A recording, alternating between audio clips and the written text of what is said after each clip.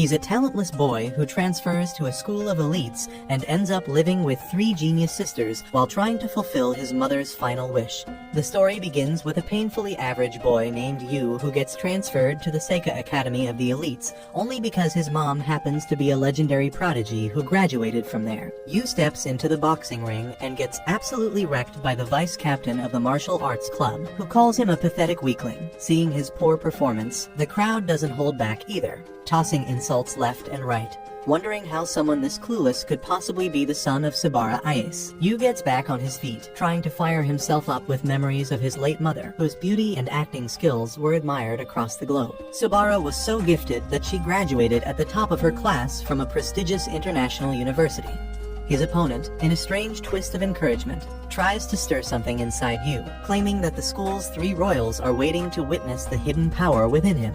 But Yu keeps insisting that he's never been into sports or received any kind of training, yet everyone continues to dump their expectations on him. Frustrated, he yells out the obvious truth that he's not his mother and charges straight at the trainer in what looks like a dramatic burst of untapped power. The crowd braces themselves, expecting something huge, only for Yu to land a couple of soft pokes that don't even make the trainer flinch. The trainer dude gets angry and slams our guy straight into the ground, making it painfully clear once again that Yu is nothing more than a disappointment. Everyone who had placed their hopes on him gets smacked in the face with cold, hard reality. But this isn't anything new for Yu. He's been carrying this weight since the moment he showed up in the world. Yu then smirks and throws a jab at the trainer, tossing out some half-cooked line about how the more average someone is, the more they obsess over talent like it's some holy grail. For a second, the trainer catches this strange spark in Yu's eyes, a familiar intensity that mirrors the gaze of a top-tier actress. He realizes that Yu probably failed to walk away with Sabara's skills, but there's no denying he ended up with her looks. Still, the trainer shakes it off as Yu turns to walk away.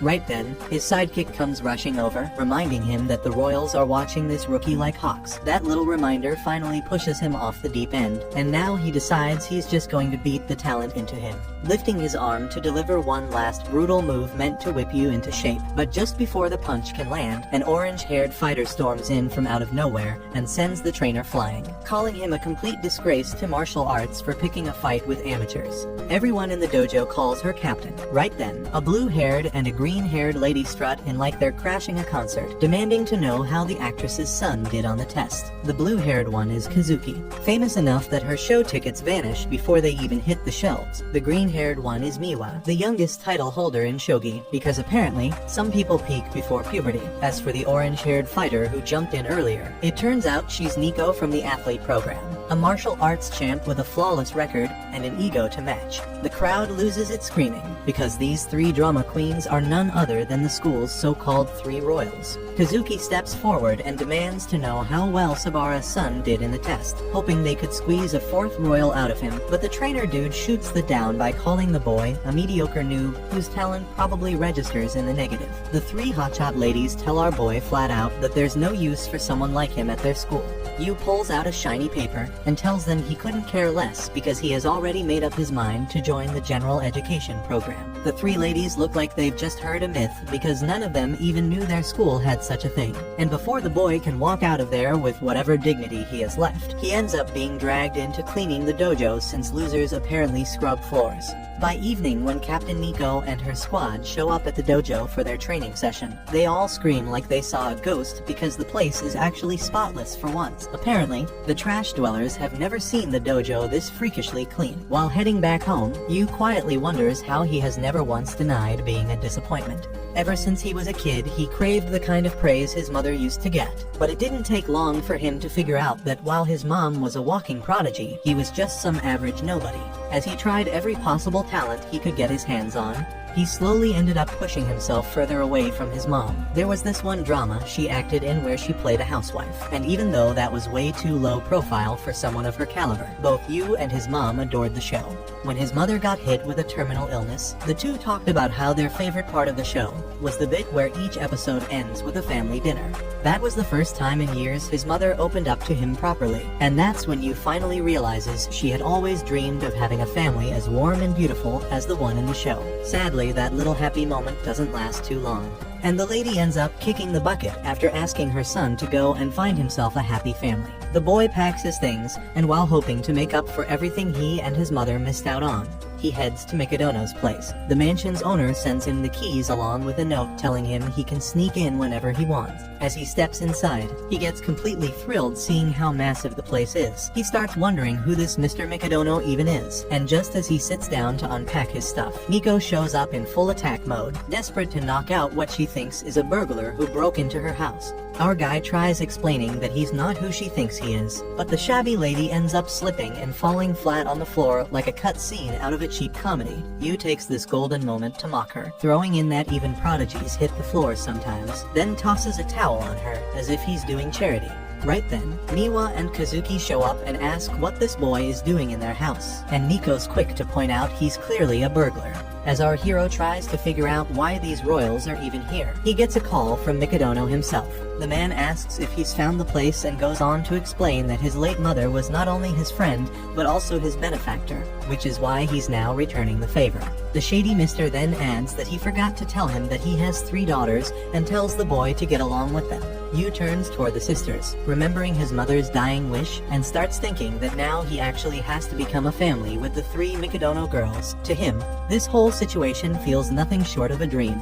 Living with 3 gifted cuties sounds like a blessing from the heavens. The girls, however, don't look too thrilled about the arrangement, but since their dad's the one calling the shots, they have no choice but to play along. Still, the boy manages to pull himself together and properly introduces himself again, hoping to get to know them better. Right then, the boy realizes something terrifying. The entire mansion looks like a pig pen dressed up as a house, covered in mess everywhere. Apparently, Kazuki was in charge of the dishes, but she made some half-baked excuse about not having time. In truth, she did try, but ended up breaking every single dish and gave up in frustration. Meanwhile, Miwa and Nico were supposed to handle the laundry and cleaning, but judging by how they look and move, they seem like the kind of disasters that need cleaning themselves. After getting roasted right where it hurts, the ladies quickly switch gears and start dragging our boy by bringing up how he barely managed a miserable 45 on the aptitude test, though Yu doesn't let that slide and mocks them by correcting it to 42. While the 3 of them keep bickering and throwing around useless complaints, they glance around and slowly notice that everything is suddenly shining like a 5-star hotel lobby. Turns out, while they were busy running their mouths, the boy had already turned into some sort of cleaning wizard. The next morning, our boy wakes up hoping to get to know the ladies better over breakfast since there's no school today. He plans to rest up a little, but that idea dies quickly thanks to non-stop earthquakes shaking the whole place, which turns out to be Nico casually splitting tiles with her bare fists in her personal dojo. After witnessing that madness, he heads over to check on the others. Miwa's busy playing shogi and arguing with an AI, while Kazuki looks like she's running a drug lab, tossing random stuff into a blender and making a suspicious milkshake that might either poison someone or kill them outright. When he asks what she's doing, Kazuki mocks him and says it's just their version of a morning routine, the same way people like him need to brush their teeth and do other basic stuff.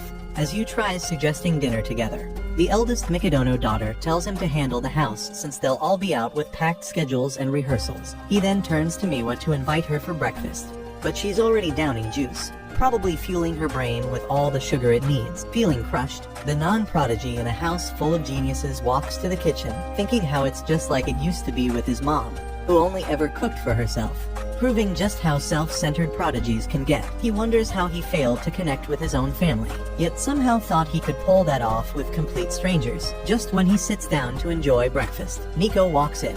Though she clearly wants to eat all the neatly baked food, she controls herself and claims it's an unbalanced meal for her. Yu starts licking the food to tempt her, but she loudly complains about the excessive carbohydrates and lipids, adding that she still needs at least 20 more grams of protein along with vitamin B. Yu finds it ridiculous how someone needs to calculate nutrients before eating. Nico explains that for her, eating right is just as important as training. As the girls get ready to leave, he remembers how his mother used to follow different diet plans depending on the type of shoot she had. When the ladies rush out toward the gate in a hurry, he suddenly appears behind them and says they've forgotten something. That instantly sends a chill down their spines, and they begin checking everything in panic while arguing over what's missing. But he only meant to wish them a good day. Even though they find it unnecessary, the girls end up blushing on their way to practice and somehow feel a little happy about it. Meanwhile, Yu moves on to doing the dishes, and in the middle of it, he receives a call from the shady Mr. Mikadono. The man informs him that he won't be around much due to his responsibilities, which basically leaves Yu stuck alone with the three girls. The uncle then asks him for a favor, saying he should support his daughters since they'll soon be facing their own hurdles. According to him, simply being there for them would be enough to help them open up. His